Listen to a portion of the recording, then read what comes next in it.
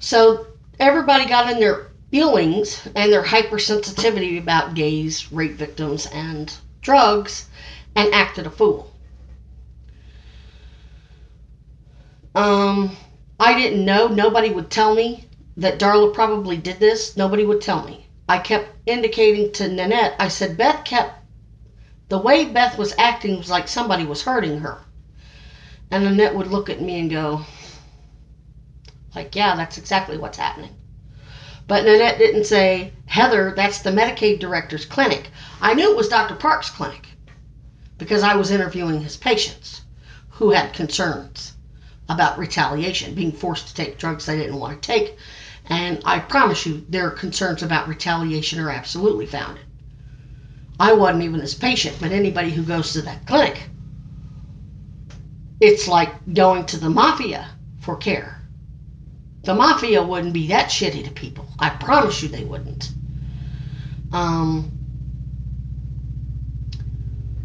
So, nobody, Nanette didn't say, hey, this is the Medicaid director's clinic and he's in bed with the governor. They're both University of Missouri good old boys. And this is a scam that's going over because Nanette was part of the fucking scam. Now, she may have been bullied into participating in it, but that's something she's going to have to lawyer up and talk about.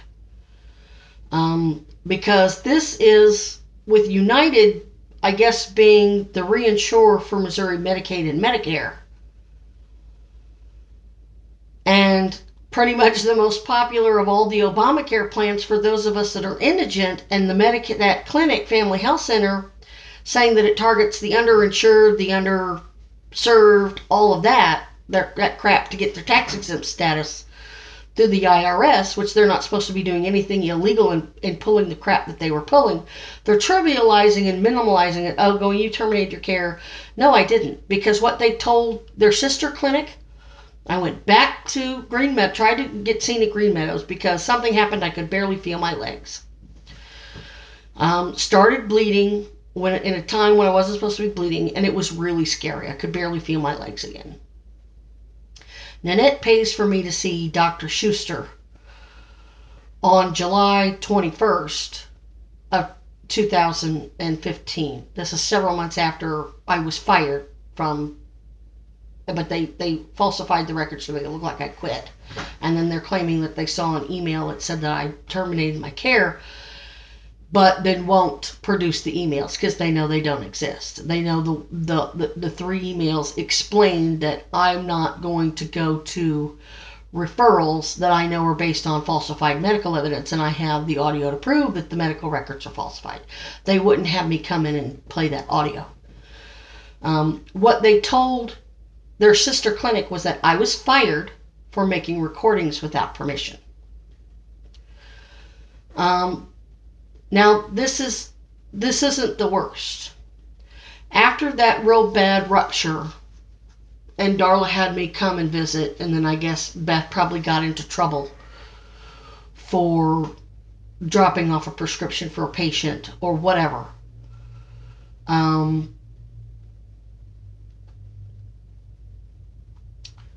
was seen at Women's and Children's. I was in really bad shape. I had already started going septic. From that rupture. And I started bleeding really, really heavily again, and the pain was absolutely excruciating. I ended up recording my own sexual assault at Women's and Children's Hospital by a Dr. Adam Beckett. It wasn't sexually motivated. And I told the police this wasn't sexually motivated. I'm an old fat lady. He's a young, good-looking, good old boy, cracker. I'm an old Native American, I don't subscribe to their white supremacist, white privilege version of Christianity. I'm not popular with anyone around here, especially being autistic. And a savant that remembers everything and you can't get over on her. And for the most part, I don't go around trying to catch people in lies. I know people lie, who cares? As long as it doesn't hurt me, but this was hurting me. This was destroying my life. And my health. This guy decides to teach me a lesson with a speculum for 3 minutes. They're supposed to tell you everything they're doing, why they're doing it, All he did was dig around and hurt me with that speculum. You could hear it clicking. He was twisting and did it for 3 solid minutes. You hear that speculum clicking, clicking, clicking, clicking. He's not telling me what he's doing. He takes his finger and just barely touches the top of my pubic hair, and he says, "Does that hurt?" I says, "Why the hell would that hurt? Not where your finger is." "No, hell no, it doesn't hurt." Now, I didn't quite say it like that, but I'm like, "No, not where your finger is," because I was in so damn much pain, I couldn't make sense of what the hell was happening to me. Well, I was really disturbed. That was May 30th, 2015. About, what, 2.5 months after they fired me from Family Health Center. They went and told everybody that. See, the reason why they're telling everybody I quit is to make it look like, well, she didn't want our care. But what they're really telling others is that she was fired for making recordings. So they're telling some people the truth that they don't think is going to tell on them, and then they tell others she quit to make it look like I just didn't want care. And it was all to cover up the affair with Beth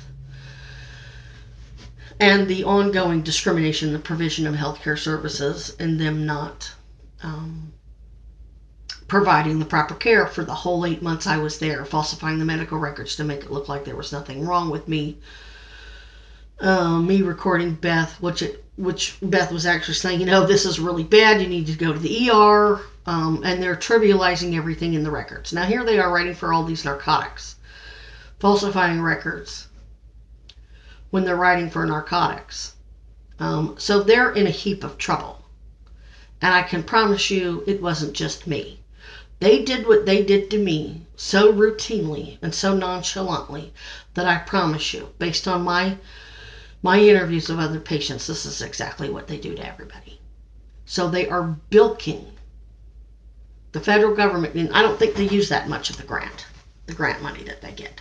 I think mostly what they're doing is railroading people into Medicaid, and then they're billing Medicaid, which could very possibly be United if United's the Medicaid provider. So there's a lot of contradictions that they're telling. I insist on being treated at that clinic because they need to, number one, they need to amend my false medical history that they created. Both Boone and University of Missouri have forms you fill out to amend your records. They won't. They won't have me come down there and amend my records. So I'm going to end up going down there and recording me walking up to the staff and saying, my medical records are falsified. I've been waiting 9 months to have somebody come down here and amend them, and they won't do it. Oh, you terminated your care. Oh, no, I didn't. That's the whole thing. That's why they're not amending the records, and that's why they're not turning over the emails. So this is fraud on a major level by a University of Missouri physician who used to be some director at the Missouri Department of Mental Health, who's now the Medicaid director appointed by Governor Jay Nixon. I don't know if there's a financial relationship between him and Jay Nixon, but I would imagine the billions upon billions of dollars that United Healthcare and the Missouri Medicaid program and Medicaid program are paying out unnecessarily for these frauds that are going on between the three systems. Family Health Center is a University of Missouri affiliate. Burrell, BJC Health Systems, Boone Hospital Center, and the university's many walk-in clinics, and their bogus psych hospital.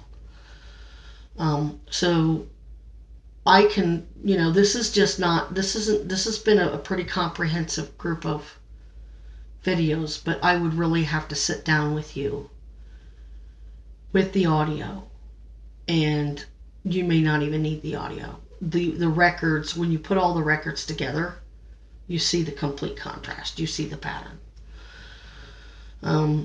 Beth was pretty good about making sure that she didn't document that I had any sight. Being autistic may make other people uncomfortable because of my affect is not, I'm mimicking neurotypical behavior, so it's not very